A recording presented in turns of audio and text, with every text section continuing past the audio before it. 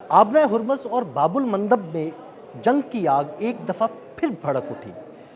आबना हुरमस में मुत्तहदा अरब इमारात के 2 बहरी जहाज़ों पर हमला किया गया, जबकि बाबुल मंदब में भी हौसियों ने एक बहरी जहाज़ को निशाना बनाया। ताज़ा तरीन सूरत हाल क्या है, इस बारे में अज़हर अली खान से बात करते हैं। अज़हर भाई, कुछ दिन ये मामला रुका रहा, लेकिन आबना हुरमज़ में ये ताज़ा वाक़या है। 2 मुत्तहदा अरब इमारात के जहाज़ हैं, उन पर हमला किया गया। ये हमला किसकी जानिब से किया गया, और जबकि दूसरी जानिब हौसियों ने भी बाबुल मंदब में एक बहरी जहाज़ को निशाना बनाया। लेकिन सबसे पहले हम इसको डिस्कस कर लेते हैं कि आबनाए हुरमुज़ में क्या हुआ है। आबनाए हुरमुज़ के करीब 2 बड़े ऑयल टैंकर्स आ रहे थे और वो अबू धाबी की मिल्कियत थे, अबू धाबी से चले थे। उनमें तेल जो था वो भरा हुआ था। ये जब करीब पहुँचे हैं आबनाए हुरमुज़ के, तो उन पे अटैक किया गया है, एरियल अटैक किया गया है, और उसके बाद उसमें आग लग गई है, उसके कुछ हिस्से तबाह हो गए हैं, लेकिन उसमें अभी तक कोई हलाकतें सामने नहीं हाँ जी, आई वो हैं। कह रहे हैं कि अमला महफूज रहा है जी, इन जी। हमलों में। हमला महफूज रहा है। लेकिन ये हमला किसने किया है, अभी तक ये कुछ क्लियर नहीं हो सका है, क्योंकि ईरान ने उमूमन जब ये करता है तो वो एडमिट कर लेता है कि हमने किया है, और वो इसका ऐलान करता है। लेकिन अभी तक ईरान की जानिब से ये नहीं कहा गया कि किसने हमला किया है। इसका मतलब ये है कि ये दोनों चीज़ें हो सकती हैं, या तो ईरान ने हमला किया है और वो कुछ देर के बाद किसी मुनासिब मौके पर इसको कहेगा कि हाँ तस्लीम करेगा, या फिर कुछ क़ुव्वतें ऐसी हो सकती हैं जो चाहती हैं कि किसी तरह ईरान को बदनाम किया जाए और ये बताया जाए कि ईरान जो है वो हर तिजारती जहाज़ पर हमला कर देता है, लोगों को वहाँ पर गैर महफूज हैं, और देखो दुनिया की तिजारत अगर रुकी हुई है तो ईरान की वजह से रुकी हुई है। आबना हुरमुज़ उसी ने बंद किया हुआ है, उसके दिल में ज़रा भी रहम नहीं आता कि दुनिया में इतनी महंगाई की आग भड़क उठी है, वो कुछ तेल जाने दे जिस तरह अमेरिका चाहता है कि वो जाने दे। तो इस तरह से एक ड्रामा भी क्रिएट किया जा सकता और है। क्या इस ड्रामे के पीछे इसराइल या अमेरिका, इन दोनों में से कोई एक हो सकता है? बिल्कुल, आपने बिल्कुल सही नाम लिया। लोग उमूमन शायद अमेरिका का नाम लेते हैं, लेकिन आपने इसराइल का नाम लेकर बहुत ही सही जगह पिन पॉइंट किया है। इसराइल बहुत सारी चीज़ें ऐसी कर रहा है, बहुत सारे ऐसे अटैक्स प्लान कर रहा है, बहुत सारी ऐसी ख़बरें दे रहा है दुनिया को, जिससे हर वक्त आप हालत जंग में महसूस करें अपने आप को बेयकीनी की सूरत हाल में महसूस करें, और ख़ास तौर पे कुछ ऐसे अटैक्स करता है जिससे पता चलता है कि ये ईरान ने किया है, और ये बराह रास्त एक टेररिस्ट अटैक है जो ईरान ने किया। और इसकी सबसे बड़ी मिसाल सऊदी अरब में अरामको पर जब ड्रोन हमला हुआ, तो पाकिस्तान ने कहा कि भाई अभी थोड़ा सब्र करें, मामलात को देखें, जो बाद में साबित हुआ कि वो ईरान ने हमला नहीं किया। जी, मैं आपको यही बताने की कोशिश कर रहा हूँ कि ये चाहते हैं ना कि ईरान को किसी तरह से दहशतगर्द साबित करें, उस पे लेबल लगाएं, तो असल में पता चलता है कि जिस तरह के भी अटैक्स होते हैं उसके पीछे इसराइल निकलता है और वो ईरान का नाम ले रहा होता है। जैसे रास तनूरा की ऑयल फैसिलिटी पे सऊदी अरब में हमला किया, तो जो कहा गया कि सऊदी अरब को कि भाई आप थोड़ा सा अपने आप को थोड़ा रिस्ट्रेन का मुजाहरा करें, तो उसके बाद पता चला कि ये सारी चीज़ें तो मोसाद ने प्लान की थी और हमले किए थे। तो कुछ बईद नहीं है कि आज आबना हुरमुज़ के करीब जो हमला हुआ है वो मोसाद ने किसी तरह से प्लान किया हो और ईरान का नाम लेकर हमला किया हो। उनके पास ऐसी सहूलत है जिससे वो ये साबित कर देते हैं कि ये शायद ईरान की तरफ से ही हमला हुआ है। जैसे पहले उन्होंने ईरान की ज़मीन के बिल्कुल करीब से ड्रोन उड़ाए थे और रास तनूरा पे हमला किया था, ऑयल फैसिलिटी पे।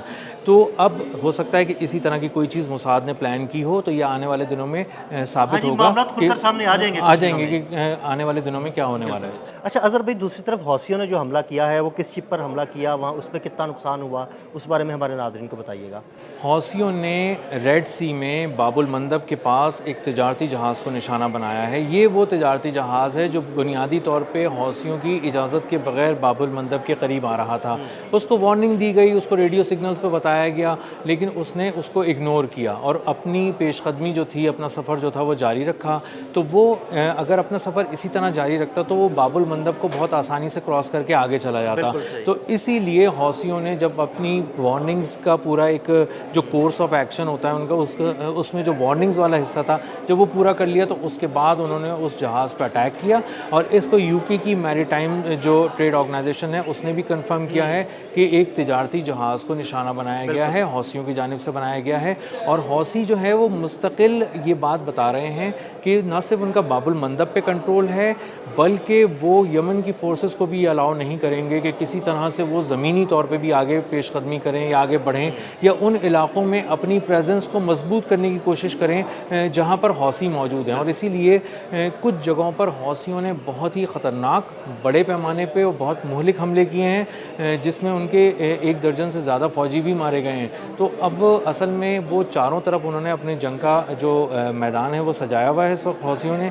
बाबुल मंदब पे उनकी ख़ास नज़र है, गहरी नज़र है, और उन्हें अंदाज़ा है कि जिस तरह अपनाए हुर्मुज़ ईरान के लिए बहुत अहम है, हमारे लिए बाबुल मंदब बहुत अहम है। अगर हमने यहाँ पे ज़रा सी भी गिरफ्त को ढीला कर दिया तो यहाँ से फिर लोग चढ़ दौड़ेंगे इस पर, दुनिया की ताकतें, क्योंकि यहाँ से अमेरिका, बरतानिया, यूरोप, जाने किस किस का यहाँ पे सारी ट्रेड यहीं होती है। उनका माल यहाँ से होकर गुजरता है, यूरोप जा रहा होता है, अमेरिका जा रहा होता है, और इसी तरह के दीगर ममालिक जा रहा होता है। तो अगर हमने अपनी गिरफ्त को कमज़ोर करने की कोशिश की तो ये वहाँ पर पहुँच जाएंगे और अपनी फ़ौज लेकर आएंगे, तो पीछे अपने ये जंगी जहाज़ लाएंगे, आगे तजारती जहाज़ रखेंगे और इस तरह बाबुल मंदब क्रॉस करेंगे।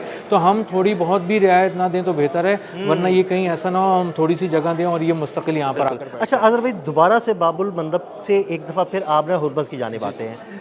आबना हुर्मुज़ के बारे में ईरान का ये कहना है कि हमारा उस पर मुकम्मल कंट्रोल है, कोई किसी किस्म की कोई हरकत ना करे, जो भी हरकत करेगा, कोई ऐसी नकलो हमल, उस पर हम नज़र रखे हुए हैं, हम उसको निशाना बनाएंगे। असल में हो ये रहा है कि ईरान ने न सिर्फ अपनी वहाँ पर गिरफ्त मजबूत करके रखी है, बल्कि वो उसको साबित भी करता रहता है। साबित इस तरह करता है कि जब ये लोग तिजारती जहाज़ों को वहाँ से गुजारने की कोशिश कर रहे हैं, अमेरिका को कह रहा है कि मेरी शय पर वहाँ से गुजरो, मेरी यकीन दहानी पे गुजरो, तो जो तिजारती जहाज़ वहाँ से गुजर रहे हैं वो आते हैं एरियल कवर में, यानी उनके ऊपर ड्रोन्स भी उड़ रहे होते हैं, उनके ऊपर जदीद तरीन तैयारे जो कमांड एंड कंट्रोल सेंटर के हामिल होते हैं, फाइटर जेट्स होते हैं और हेलीकॉप्टर्स भी होते हैं, और उनके बिल्कुल पीछे जंगी जहाज़ होते हैं, और उससे पीछे अमेरिका का बहरी बेड़ा होता है। तो एक पूरा एरियल कवर, एक मजबूत कवर के साथ वो आगे बढ़ रहे होते हैं। तो वो दूर दूर तक देखते हैं कि ईरान कहाँ कहाँ से हमले कर सकता है। उसके बावजूद ईरान आने देता है उनको एक क्लोज प्रॉक्सिमिटी में, यानी एक ऐसे इलाके में जिस पर उसका मुकम्मल कंट्रोल है, जैसे ही वो बहरी जहाज़ उस इलाके में आता है फिर उसको निशाना बनाया जाता है। उसको निशाना बनाया जाता है। ऐसे 2 बहरी जहाज़ कम से कम उन्होंने बिल्कुल तबाह कर दिए जो एरियल कवर के नीचे सफ़र करके आ रहे थे। उन्होंने उन 2 जहाज़ों को तबाह कर दिया। उसके बाद वो एरियल कवर ना सिर्फ जवाब नहीं दे सका, वो बल्कि वो भाग गया वहाँ से। और इसी के साथ साथ जो पीछे 4 तिजारती जहाज़ आ रहे थे, उन्होंने जब ये देखा कि अमेरिका की जो फ़ौज है वो आई थी हिफाजत करने के लिए, लेकिन ईरानी हमले के बाद वो खुद तितर-बितर होकर भाग रही है, अपने आप को बचा रही है, तो उन्होंने कहा भाई ईरान जो कहता है बिल्कुल ठीक कहता है, वापस पलटो, पुरानी पोजीशंस पे पहुंचो, ईरान के साथ बात करो और फिर गुजरो। यानी अमेरिका जितनी मर्जी कोशिश कर ले, आबना हुर्मुज़ पर कंट्रोल हासिल नहीं कर सकता। आबना हुर्मुज़ पे कंट्रोल हासिल करना तो बहुत दूर की बात है अदील भाई। उन्होंने एक ना लकीर खींच दी है समंदर में ईरान ने, 500 किलोमीटर के अंदर मत आना आबना हुर्मुज़ के करीब। 500 किलोमीटर के दूर से यूएसएस अब्राहम लिंकन बहरी बेड़ा अमेरिका का वो वहाँ से आता है, पेट्रोलिंग करता हुआ गुजर के चला जाता है। बहरी जंगी जहाज़ आते हैं, वो वहाँ से पेट्रोलिंग करके गुजर जाते हैं। वो उस जगह को पार नहीं कर पा रहे, वो किसी और को क्या कुछ पार कराएंगे। तो वो इस वक्त अमेरिका की फ़ौज खुद ईरान के इशारों पर चल रही है।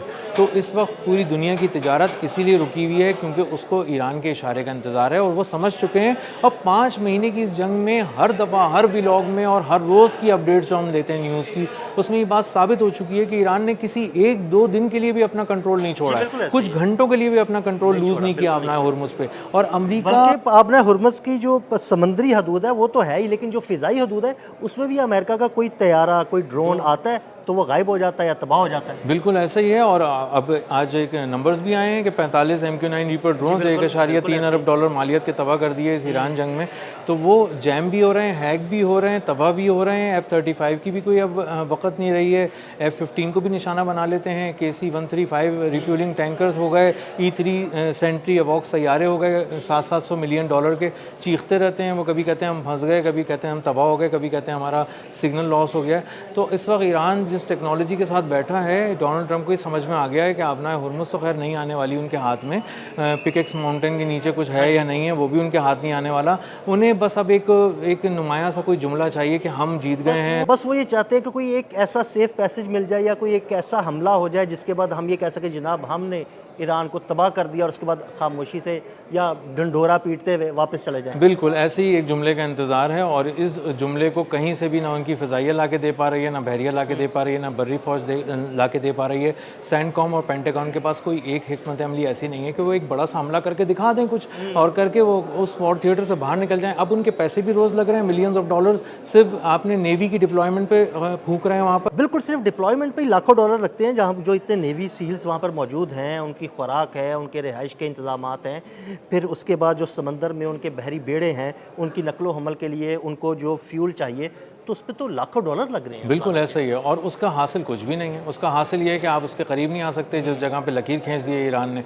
तो बात यह है कि अमेरिका मुकम्मल तौर पर नाकाम हो चुका है, और उसकी जो बहरी ताकत का गुरूर था वो आबनाए हुर्मुज़ और बहीरा अरब के दरमियान किसी मकाम पर तलाश कर लिया जाएगा जहाँ उसकी कब्र बनी हुई है, वो वहाँ डूब चुका है। और अब अमेरिका चाहते हुए भी आबनाए हुर्मुज़ पे कब्ज़ा करना तो दूर की बात, उसके करीब भी नहीं फटक पा रहा। बहुत शुक्रिया अजहर भाई। अजहर भाई ने बड़ी तफसील के साथ इस सारे मामले पर रोशनी डाली। मज़ीद अपडेट्स के लिए हमें फॉलो करते रहें। अदील अहमद और अजहर अली खान को इजाज़त दीजिएगा। अल्लाह हाफ़िज़।